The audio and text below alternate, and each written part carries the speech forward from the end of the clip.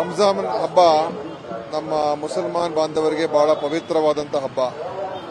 ಅವರು ಒಂದು ತಿಂಗಳ ಕಾಲ ದೇವರಲ್ಲಿ ಶ್ರದ್ಧೆ ಭಕ್ತಿಯಿಂದ ಆಚರಣೆ ಮಾಡ್ತಾರೆ, ರೋಜಾ ಇಟ್ಕೊಳ್ತಾರೆ, ನಮಾಜ್ ಮಾಡ್ತಾರೆ ಮತ್ತು ಇಡೀ ವರ್ಷ ಹೇಗೆ ಏನೇನು ಆಗಿದೆ ಅಂತ ಅದರ ಬಗ್ಗೆ ಒಂದು ಆತ್ಮಾವಲೋಕನ ಕೂಡ ಮಾಡ್ಕೊಳ್ತಾರೆ.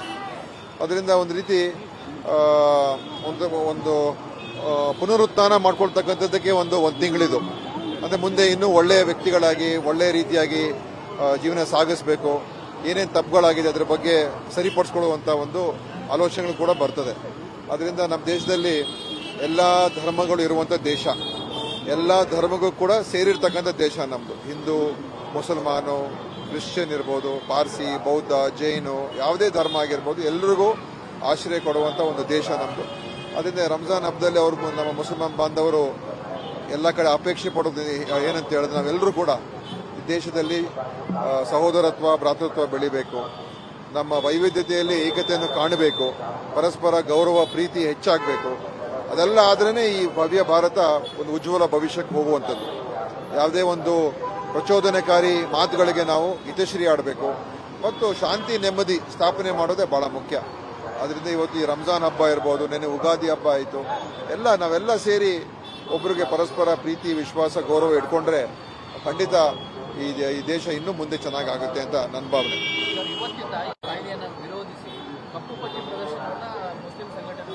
ಖಂಡಿತವಾಗಿಯೂ ಅದು ಅವರಿಗೆ ಇದರ ಬಗ್ಗೆ ನಾವು ಸರ್ಕಾರ ಮಟ್ಟದಲ್ಲೂ ಕೂಡ ಒಂದು ನಿಲುವಳಿಯನ್ನೇ ಮಾಡಿದ್ದೀವಿ. ಈ ರೀತಿಯಾಗಿ ಒಂದು ಸಮಾಜದ ಮೇಲೆ ಧರ್ಮದ ಒಂದು ಸೂಕ್ಷ್ಮ ವಿಚಾರಗಳ ಬಗ್ಗೆ ನಾವು ಸರಿಯಾದ ರೀತಿಯಾಗಿ ಅದರ ಬಗ್ಗೆ ಆಲೋಚನೆ ಮಾಡಿಕೊಂಡು ಕಾನೂನುಬದ್ಧವಾಗಿ ಅದನ್ನು ನಾವು ಮುಂದೆ ಸಾಗಬೇಕು. ಈಗ ಅವ್ರು ಮಾಡ್ತಾ ಇರುವಂಥ ಏನು ಉದ್ದೇಶ ಇದೆ ಕೇಂದ್ರ ಸರ್ಕಾರ, ಅದು ಒಳ್ಳೆ ಉದ್ದೇಶ ಇಟ್ಕೊಂಡಿಲ್ಲ. ಅದಕ್ಕೇನೆ ಇವತ್ತು ನಾವು ಇಡೀ ಪಾರ್ಲಿಮೆಂಟಲ್ಲೂ ಕೂಡ ನಾವು ಅದಕ್ಕೆ ವಿರೋಧ ಮಾಡಿದ್ದೇವೆ.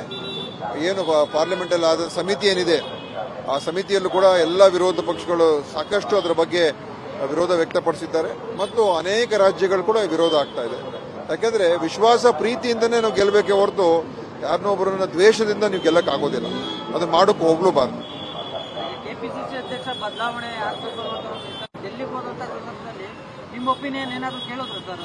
ನೋಡಿ, ಈ ವಿಷಯ ಇದು ಆಂತರಿಕ ವಿಷಯ. ಪಕ್ಷದಲ್ಲಿ ಏನಾಗಬೇಕು, ಯಾವ ರೀತಿ ನಡಿಬೇಕು ಅಂತ ಹೇಳಿ ಚರ್ಚೆಗಳಂತೂ ಆಗ್ತಾನೆ ಇರ್ತದೆ, ನಿರಂತರ ಆಗ್ತಾ ಇರ್ತದೆ. ಆದ್ರಿಂದ ತೀರ್ಮಾನ ತಗೊಳ್ಳುವಂಥದ್ದು ಅದು ನಮ್ಮ ಪಕ್ಷದ ವರಿಷ್ಠರು ಮಾಡ್ತಾರೆ. ಆದರೆ ಇದರ ಬಗ್ಗೆ ಯಾವುದೇ ರೀತಿಯ ಒಂದು ಭಿನ್ನಾಭಿಪ್ರಾಯ ಇಲ್ಲ, ಎಲ್ಲರೂ ನಾವು ಒಂದಾಗಿದ್ದೀವಿ. ನಮ್ಮ ಅಧ್ಯಕ್ಷರು ಕೂಡ ಈ ವಿಷಯದ ಬಗ್ಗೆ ಅವರೇನು ಬೇರೆ ರೀತಿಯಾಗಿ ಏನು ಆಲೋಚನೆ ಮಾಡ್ತಾ ಇಲ್ಲ. ನಾವೆಲ್ಲರೂ ಒಂದಾಗಿ ಹೋಗೋಣ ಅಂತಾನೆ ಇರುವಂಥದ್ದು. ಏನು ವರಿಷ್ಠರು ತೀರ್ಮಾನ ಮಾಡ್ತಾರೆ, ಎಲ್ಲರೂ ಒಪ್ಕೊಂಡು ಹೋಗ್ತಾರೆ.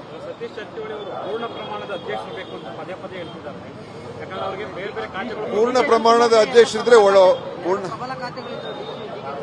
ನಾನು ಅದರ ಬಗ್ಗೆ ವಿಶ್ಲೇಷಣೆ ಮಾಡಕ್ ಹೋಗಲ್ಲ. ಯಾಕಂದ್ರೆ ಶಿವಕುಮಾರ್ ಅವರು ಕೂಡ ಚೆನ್ನಾಗಿ ಕೆಲಸ ಮಾಡ್ಕೊಂಡು ಬಂದಿದ್ದಾರೆ. ಆದ್ರೆ ಮುಂದೆ ಏನ್ ಮಾಡಬೇಕು, ಇದೇನು ಪರ್ಮನೆಂಟ್ ಪೋಸ್ಟ್ ಅಲ್ಲ ತಾನೆ. ಅಧ್ಯಕ್ಷ ಸ್ಥಾನ ಏನು ಶಾಶ್ವತವಾಗಿ ಒಬ್ಬರೇ ಇರಬೇಕು ಅಂತ ಏನಲ್ಲ. ಅದರಿಂದ ಅದು ಕಾಲಕ್ಕೆ ಬದಲಾವಣೆ ಆಗ್ತಾ ಇರ್ತದೆ. ಈ ಮುಂದೆನೂ ಕೂಡ ಏನೇ ತೀರ್ಮಾನ ಹೈಕಮಾಂಡ್ ಮಾಡ್ತದೆ. ಪಕ್ಷ ಹಿತದೃಷ್ಟಿಯಿಂದ ನಾವೆಲ್ಲರೂ ಅದಕ್ಕೆ ಒಪ್ಕೊಳ್ತೀವಿ, ಏನು ಅದರ ಡಿಫರೆನ್ಸಸ್ ಆಗೋದಿಲ್ಲ.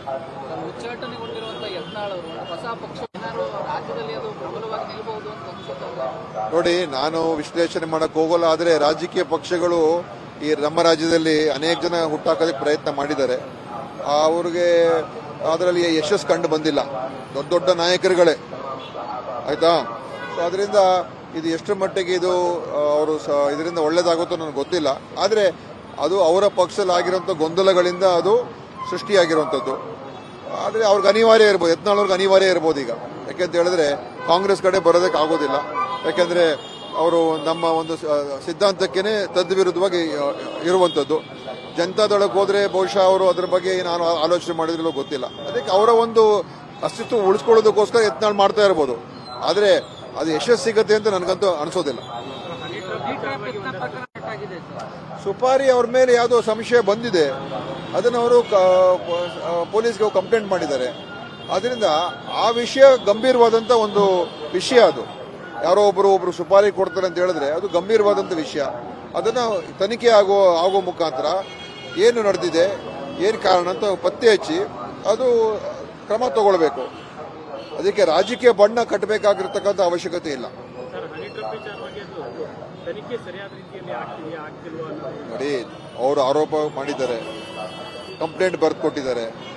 ಬೇರೆ ಮಾಹಿತಿಗಳ ಸಂಗ್ರಹಣೆ ಆಗಿ ಇದರಿಂದ ಯಾರಿದ್ದಾರೆ, ಯಾರು ಮಾಡಿಸಿದರೆ ಅದು ಗೊತ್ತಾಗಬೇಕು.